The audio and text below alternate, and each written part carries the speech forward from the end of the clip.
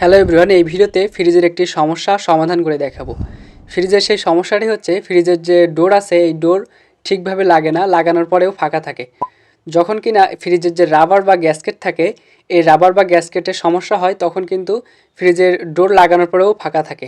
তো এই সমস্যা আপনি কিভাবে সমাধান করবেন এই ভিডিওতে বিস্তারিত দেখানো হয়েছে। আশা করি ভিডিওটি যদি না টেনে সম্পূর্ণ দেখেন তাহলে আপনি আপনার ফ্রিজটা নিজে সমাধান করতে পারবেন। আমার এই ফ্রিজটার মূলত সমস্যা হচ্ছে এর যে গ্যাসকেট রাবার আছে এই গ্যাসকেট রাবার কিন্তু ফাঁকা হয়ে আছে। আপনার ফ্রিজটা হয়তো বা এর চেয়ে বেশি ফাঁকা হতে পারে অথবা এর চেয়ে কম ফাঁকা হতে পারে। তো যেটাই হোক না কেন সেম প্রসেসে আপনি আপনার সমস্যাটি সমাধান করতে পারবেন। তো আমার এই ফ্রিজটার রাবার ফাঁকা হওয়ার ফলে যে সমস্যা হচ্ছে সেটা হলো ডিপ অংশের বরফ বেশি হয়ে যাচ্ছে। তার কারণ হচ্ছে যখন এই যে রাবার ফাঁকা হচ্ছে তখন কিন্তু বাইরে থেকে জলীয় কণা ভিতরে চলে যাচ্ছে এবং সামনের পোষণটায় বেশি বা অতিরিক্ত পরিমাণে বরফ জমে যাচ্ছে। এবং আরও একটি বিষয় জানিয়ে রাখি, যখন বরফ বেশি হয় অর্থাৎ রাবার ফাঁকা হয়ে যায় তখন কিন্তু ফ্রিজ অতিরিক্ত কারেন্ট গ্রহণ করে, যার ফলে কিন্তু বিদ্যুৎ বিল বেশি আসে।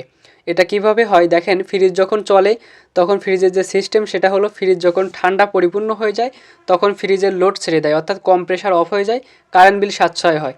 এখন এটা যখন হতে পারতেছে না, মানে যখন ফ্রিজের কম্প্রেসার একটানা চলতেছে অর্থাৎ ঠান্ডার কোনো পরিপূর্ণতা বলে কোনো বিষয় নেই, তার কারণ হচ্ছে বাইরের বাতাস ভিতরে ঢুকতেছে, অটোমেটিক ঠান্ডা করা লাগতেছে। এখানে যে থার্মোস্ট্যাট দেখতেছেন এই থার্মোস্ট্যাটের কাজ হচ্ছে ফ্রিজের ঠান্ডা যখন পরিপূর্ণ হয়ে যাবে তখন এটা ঠান্ডাটার পরিমাণ নির্ণয় করে তারপরে কম্প্রেসারকে অফ করে দেয় এবং হচ্ছে বিদ্যুৎ সাশ্রয় করে। কিন্তু এই বিষয়টা কিন্তু হচ্ছে না, এর ফলে আপনার কিন্তু বেশি বিদ্যুৎ বিল বহন করা লাগতেছে। তাহলে বুঝতেই পারছেন যে ফ্রিজের এই ছোট্ট গ্যাসকেট রাবারের সমস্যা থেকে ফ্রিজের কত বড় বড় সমস্যা হতে পারে। এখন আপনি আপনার গ্যাসকেট রাবারটা কীভাবে ঠিক করবেন সেই প্রসেসটাই দেখিয়ে দেব। এই কাজটা করতে আমাদের প্রয়োজন হবে ফুটান্ত গরম পানির। এজন্য দেখতে পাচ্ছেন আমরা একটি কেটলিতে করে পানি গরম করে নিচ্ছি।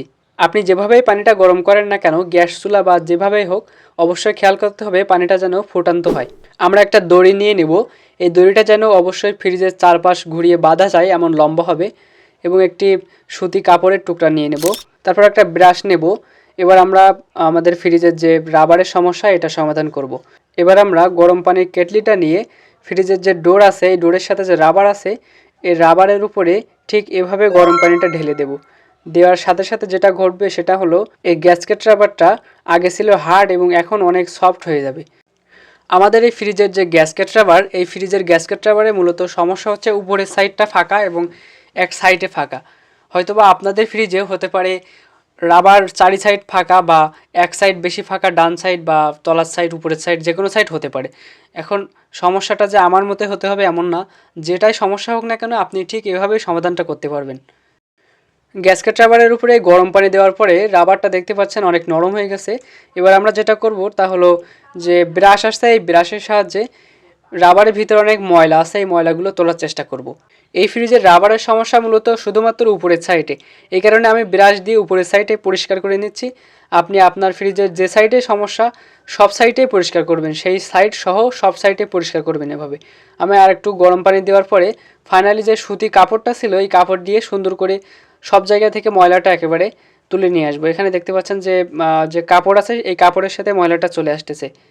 মূলত কিন্তু এই যে ময়লার কারণেই হার্ড হয়ে যায় এবং যখন ফ্রিজের বয়স দীর্ঘদিন হয়ে যায় তখন এই রাবারটা অনেক হার্ড হয়ে যায়, যার ফলে কিন্তু যে রাবার থাকে রাবারটা অনেক সংকুচিত হয়ে আসে, যার ফলে কিন্তু রাবারটা পরপর আরও বেশি ফাঁকা হয়ে যায়।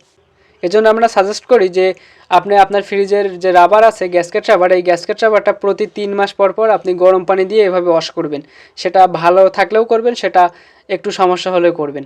ফ্রিজের রাবার পরিষ্কার করার পরে ঠিক এভাবে একটু প্রেসার দিয়ে লাগাতে হবে।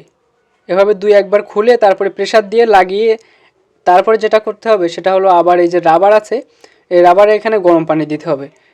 তবে এখানে দেখতে পাচ্ছেন যে আমার যে রাবার ফাঁকা ছিল গ্যাসকেট রাবারটা যে জায়গাটায় ফাঁকা ছিল ঠিক সেই জায়গাটায় কিন্তু আমার সমস্যার সমাধান হয়েছে, অর্থাৎ ফাঁকা আর নেই। ফ্রিজের ডোর আটকে দেওয়ার পরে গরম পানি আবার কিন্তু রাবারের উপরে ঢালবো, যার ফলে ফ্রিজের যে রাবার এই রাবারটা যেভাবে সেট হয়ে আছে এই সেট আপে আরও সুন্দরভাবে লেগে যাবে। ফ্রিজের রাবারের ঠিক এই জায়গাটায় কিন্তু অনেকটাই ফাঁকা ছিল, এখন কিন্তু দেখতে পাচ্ছেন সেই ফাঁকাটা আর নেই এবং ফ্রিজের রাবার আগের চেয়ে ভালোভাবে লাগবে। আপনাদের জন্য এত কষ্ট করে ভিডিও তৈরি করার সার্থকতা তখনই যখন কিনা আপনারা আমার চ্যানেলে সাবস্ক্রাইব করেন এবং ভিডিওতে লাইক করেন। তো প্লিজ সাবস্ক্রাইব করবেন এবং এই ভিডিওতে একটি লাইক করবেন। সর্বশেষ যেটা করতে হবে সেটা হলো একটা দড়ি নিতে হবে। এই দড়িটা ফ্রিজের চারপাশ থেকে ঘুরিয়ে নিয়ে এসে আপনি যে রাবারটার সমস্যার সমাধান করেছেন বা যে রাবারটা ওয়াশ করেছেন, করার পরে ঠিক এভাবে দড়িটা বেশি টাইট করা যাবে না, মোটামুটিভাবে দড়িটা বেঁধে রাখতে হবে। এভাবে 6 ঘন্টা বেঁধে রাখার পরে তারপরে আপনার ফ্রিজ খুলে ব্যবহার শুরু করতে পারেন। তো এইভাবে আপনি আপনার সমস্যাটা সমাধান করার চেষ্টা করেন, ইনশাল্লাহ সমাধান হবে।